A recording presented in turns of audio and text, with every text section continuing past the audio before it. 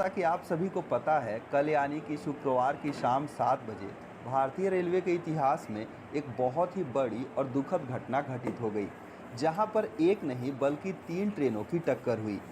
दोस्तों, ये कोलिजन इतना भयानक था कि अभी तक प्राप्त रिपोर्ट के अनुसार इस हादसे में 300 से ज़्यादा लोग इस दुनिया को छोड़कर चले गए और 900 से ज़्यादा लोग अभी घायल हैं। दोस्तों, सबसे पहले तो ये नॉलेज नोर की पूरी फैमिली उन तमाम लोगों को भावपूर्ण श्रद्धांजलि देना चाहती है जो इस दुनिया में नहीं रहे। दूसरी चीज़ कि यह हादसा उस समय हुई जब ट्रेन की स्पीड 127 किलोमीटर पर आवर की थी। दोस्तों, आप अंदाज़ा लगा सकते हैं कि इतनी तेज़ रफ्तार में कोई ट्रेन किसी दूसरे ट्रेन से टकराती है तो वह स्थिति कितनी भयानक होगी, सोच कर रूह कांप जाती है। दोस्तों, इसीलिए अभी तक सभी के मन में सिर्फ एक ही सवाल आ रहा है कि आखिर भारतीय रेलवे में इतनी बड़ी घटना कैसे हो सकती है और इसका जिम्मेदार कौन होगा। तो दोस्तों, रेलवे की प्रारंभिक जांच की रिपोर्ट आ गई है, जिसके आधार पर हम यह समझते हैं कि आखिर यह घटना कैसे हुई और इसका जिम्मेदार कौन था। दोस्तों, इस घटना को अच्छे से समझने के लिए आप इस इमेज को देखिए। ये जो घटना जहाँ पर घटित हुई, बहागना बाजार रेलवे स्टेशन का यह इमेज है। यहाँ पर 4 रेलवे ट्रैक्स को आप देख सकते हैं। 2 रेलवे ट्रैक्स मेन लाइन का है, अप और डाउन का, और यहाँ पर ये 2 रेलवे ट्रैक्स लूप लाइन है। दोस्तों, लूप लाइन वहाँ पर बनाया जाता है जहाँ पर अगर किसी मेन लाइन को सिग्नल देना हो, वो अपनी पूरी रफ्तार में आगे की ओर चली जाए, तो यहाँ पर अगर कोई पहले से कोई ट्रेन खड़ी हो तो उसे लूप लाइन पर कर दिया जाता है। दोस्तों, हुआ यूँ कि यहाँ पर ये जो 2 ट्रेन हैं, शालीमार चेन्नई कोरोमंडल एक्सप्रेस और यशवंतपुर हावड़ा एक्सप्रेस जो है, इन दोनों का स्टॉपेज इस रेलवे स्टेशन पर नहीं था। यहाँ पर एक पहले से मालगाड़ी थी, इसीलिए उसे यहाँ से हटाकर इस लूप लाइन पर खड़ा किया गया था। दोस्तों, हुआ इधर से जो ये शालीमार चेन्नई कोरोमंडल एक्सप्रेस आ रही थी, उसे जो है यहाँ पर ग्रीन सिग्नल दिया गया। ग्रीन सिग्नल देने का मतलब ये हुआ कि ये जो ट्रेन है अपनी पूरी रफ्तार में इस मेन लाइन से होते हुए आगे की ओर जाए, और ऐसा ही हुआ। इसके लोको पायलट जैसे ही ग्रीन सिग्नल को देखते हैं, आगे की ओर अपनी पूरी रफ्तार में बढ़ते हैं। दोस्तों, यहाँ पर आगे की ओर बढ़ने के बाद ये जो ट्रेन है इसे सीधे इधर की ओर जाना चाहिए था, लेकिन ऐसा नहीं हुआ। ये जो ट्रेन है सीधे न जाकर इस लूप लाइन पर डाइवर्ट हो गई और अपनी पूरी रफ्तार में जाते हुए पीछे से इस यहाँ पर जो मालगाड़ी खड़ी थी उसके पीछे से टक्कर मारती है, और जैसा कि आप ये इमेज को देख सकते हैं, इसके लोकोमोटिव है वैगन के ऊपर चढ़ जाते हैं। दोस्तों, जैसे ये इसका जो टक्कर होता है तो इसके 10 से 12 कोच डीरेल होकर ये बगल वाली ट्रैक्स पर आकर पड़ जाते हैं, और उसी समय इधर से यशवंतपुर हावड़ा जो एक्सप्रेस आ रही थी, रेल जो कोच पड़े हुए थे, इसकी जोरदार टक्कर होती है और इसके भी कोच डीरेल हो जाते हैं। तो इस तरीके से यहाँ पर आप देख सकते हैं 2 सीनें होती है। एक यहाँ पर इस वाले ट्रेन के लोको पायलट को कुछ भी नहीं पता होता है कि पहले से हमारा ट्रैक्स जो है जाम है डीरेल पड़े कोच से, और ये अचानक से आते हैं और उसे हिट करते हैं। और इसमें बैठे लोको पायलट को ये चीज़ें नहीं पता होती है कि हम यहाँ से लूप लाइन में डाइवर्ट हो जाएंगे। वो तो अपनी ये जो मेन लाइन को सोचते हुए पूरी रफ्तार में आगे की ओर बढ़ते हैं।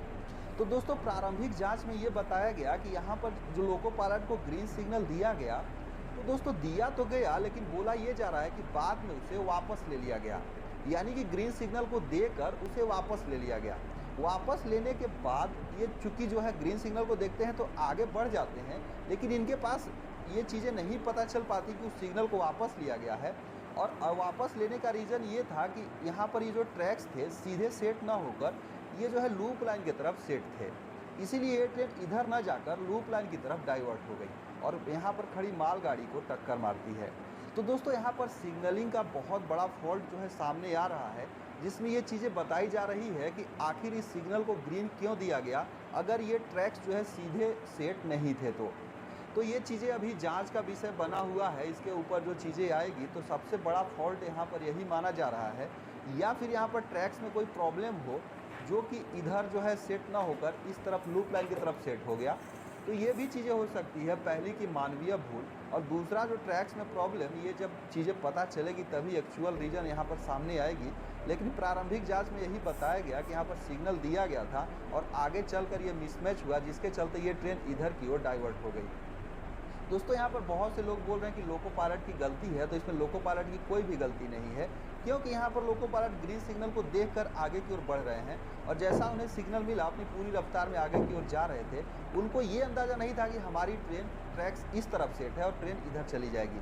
और इसमें जो लोको पायलट थे यशवंतपुर हावड़ा में, उन्हें भी ये चीज़ें नहीं पता थी कि आगे ट्रैक्स पर कोई जो कोच डिरेल होकर पड़े हुए हैं। तो यहाँ पर लोको पायलट की कोई गलती नहीं है, गुड्स गार्ड की भी कोई यहाँ पर गलती नहीं है। यहाँ पर जो है सिग्नलिंग डिपार्टमेंट की बहुत बड़ी फॉल्ट आ रही है, जो कि प्रारंभिक जांच में पता चला है। दोस्तों दूसरी चीज़ ये भी लोग बोल रहे हैं कि अगर कवच होता तो यहाँ पर ये जो है घटना को रोका जा सकता था। तो दोस्तों सबसे पहले तो आप यह जान लीजिए कि कवच सिस्टम होने से भी इस घटना को नहीं रोका जा सकता था, क्योंकि अगर यहाँ पर कवच लगा भी होता तो कवच जो है पहले से कोई यहाँ पर कोच जो है डीरेल होकर ट्रैक्स पर पड़े हुए हैं तो कवच उसे डिटेक्ट नहीं करता है।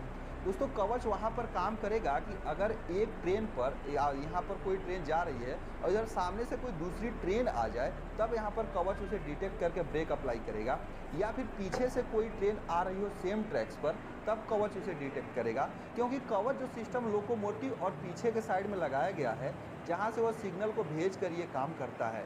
बीच में कोई बड़ा ऑब्जेक्ट समझ लीजिए कि कोच पड़ा हुआ है या कुछ भी हो, तब यहाँ पर कवच वो काम नहीं करेगा। दूसरी चीज़ कि यहाँ पर अगर ये जो है अगर ये जो कोरोमंडल एक्सप्रेस की बात करें तो यहाँ पर ये जो है ट्रेन के लिए इधर मेन लाइन पे ट्रैक सेट थे, तो मेन लाइन पे जो है यहाँ पर कोई दूसरी ट्रेन इधर से नहीं आई थी, इसलिए यहाँ पर भी कवच काम नहीं करता। यहाँ पर ट्रेन जो है पीछे से, चूँकि रास्ता तो इसका ये था लेकिन चली इधर गई, इसलिए यहाँ पर जो है अपनी पूरी रफ्तार में जाते हुए पीछे से टकराई। तो इस तरीके से कवच का यहाँ कोई खास प्रभाव नहीं पड़ता। ये सिचुएशन ही अलग थी, जो कि सिग्नलिंग डिपार्टमेंट की गलती सामने आई है। बाकी जब पूरी रिपोर्ट आएगी तो इसके ऊपर एक और वीडियो बनाएंगे। इसमें दोस्तों आपकी क्या राय है ये सारी चीज़ों को देखने के बाद, क्योंकि आप लोग भी बहुत सारी चीज़ें रेलवे के बारे में जान गए हैं, तो अपना जवाब ज़रूर से कमेंट करें। सो इस वीडियो पर इतना ही, मिलते हैं दूसरे वीडियो में, तब तक के लिए धन्यवाद।